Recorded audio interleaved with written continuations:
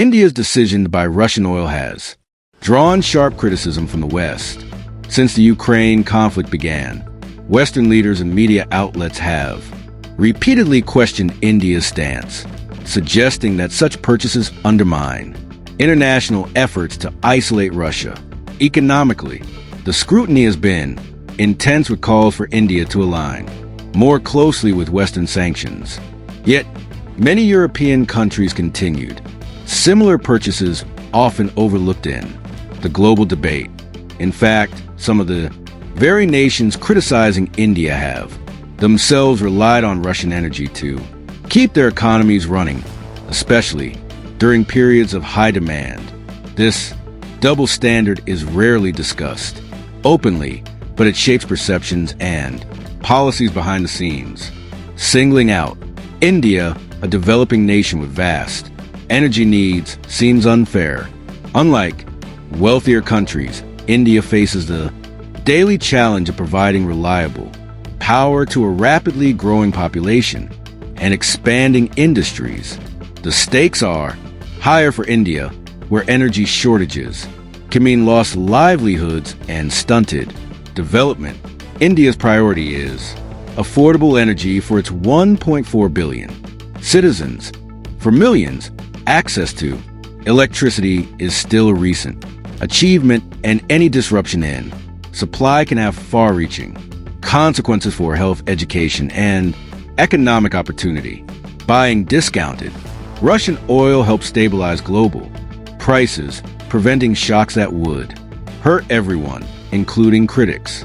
By keeping a major buyer in the market, India actually helps prevent sudden spikes that could ripple through the world economy, affecting everything from transportation costs to food prices. If India stopped, global prices would surge, impacting the world economy. The interconnected nature of global energy markets means that decisions in one country can have far-reaching effects, making India's role more significant than many realize. Delhi's actions, while self-interested, also contribute to broader market stability. By acting pragmatically, India helps maintain a balance that benefits not just itself, but also its trading partners and even its critics. India's leaders have been transparent. Their Russian oil imports are dwarfed by Europe's. Despite this, the narrative often paints India as a major outlier, ignoring the much larger volumes imported by Western nations. The criticism often feels more political than economic. It reflects broader geopolitical tensions and a desire to shape global narratives rather than a genuine concern for market fairness or humanitarian outcomes. For India, energy security is a developmental necessity, not a luxury. Reliable and affordable energy underpins everything from agriculture to education and is essential for lifting millions out of poverty.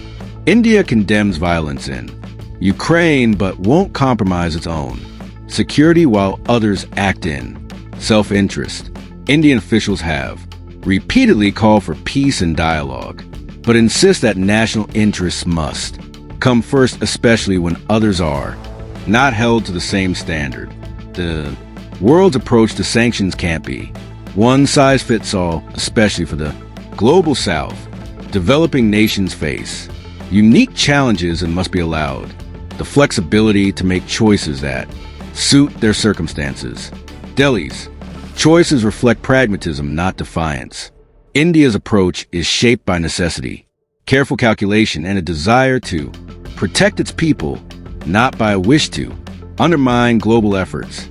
Fairness demands recognizing every nation's unique challenges and responsibilities. Only by acknowledging these differences can the world hope to build a truly equitable and effective response to global crisis. Recent U.S. tariffs on Indian goods have put a noticeable strain on the economic partnership between the world's two largest democracies. These measures have not only impacted trade flows, but have also sent ripples through diplomatic channels, signaling a shift in the tone of engagement between Washington and New Delhi, the selective nature of these tariffs targeting India while sparing other trading partners raises important questions about fairness and consistency. In U.S. foreign policy, many observers wonder if these actions are motivated by economic concerns alone or if they reflect deeper strategic calculations.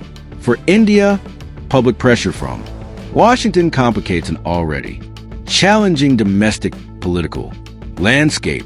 Farmers who form the backbone of India's rural economy and small industries which provide millions of jobs feel the brunt of these policies. The government faces mounting protests and must balance international expectations with the needs of its own people. Protecting local agriculture is not just an economic issue for Delhi. It is a matter of national sovereignty and food security. Indian leaders are keenly aware of their responsibility to safeguard the livelihoods of millions of rural families.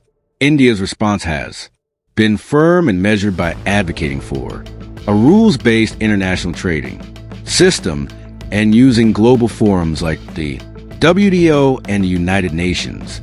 India challenges what it sees as rising protectionism and seeks to build coalitions with other affected nations. Delhi consistently emphasizes the importance of dialogue and negotiation over unilateral actions at risk, destabilizing long-standing partnerships. Indian officials argue that only through open communication can misunderstandings be resolved. Both nations have valid concerns.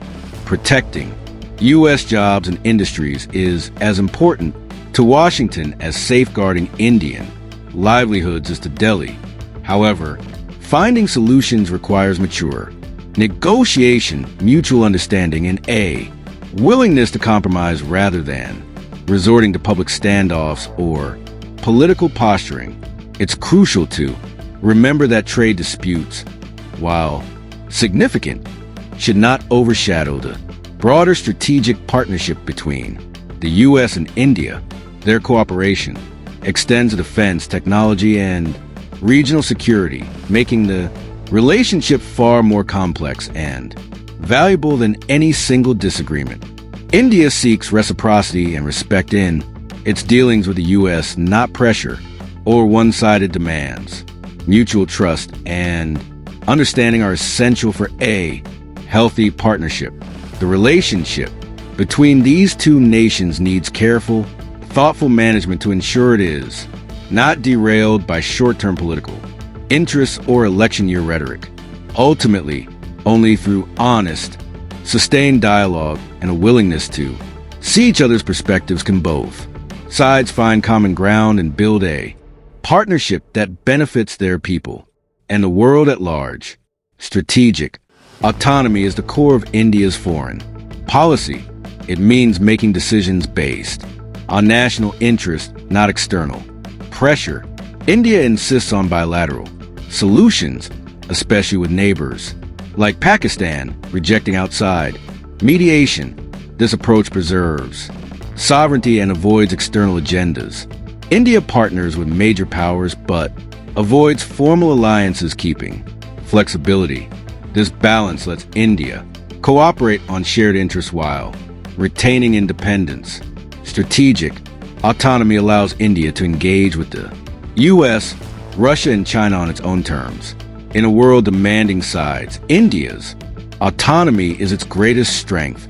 India's ties with Russia are rooted in decades of trust and defense cooperation. Much of India's military hardware is Russian, creating long-term dependencies. Despite global tensions, India maintains this relationship while deepening Western partnerships. Russia remains vital for India's security and regional balance, especially in Central Asia. The partnership now includes energy, nuclear, and connectivity projects. India manages these ties, pragmatically compartmentalizing relationships with major powers. Multi-alignment is India's modern strategy, balancing old alliances with new realities. the India-Russia bond, remains a key pillar of this approach. India's stance on Ukraine is clear. Call for peace, not partisanship. Delhi urges dialogue and diplomacy, refusing to condemn outright or take sides. This is rooted in India's tradition of open engagement, not ambiguity. Prime Minister Modi's message, "This is not an era of war," summed up India's position.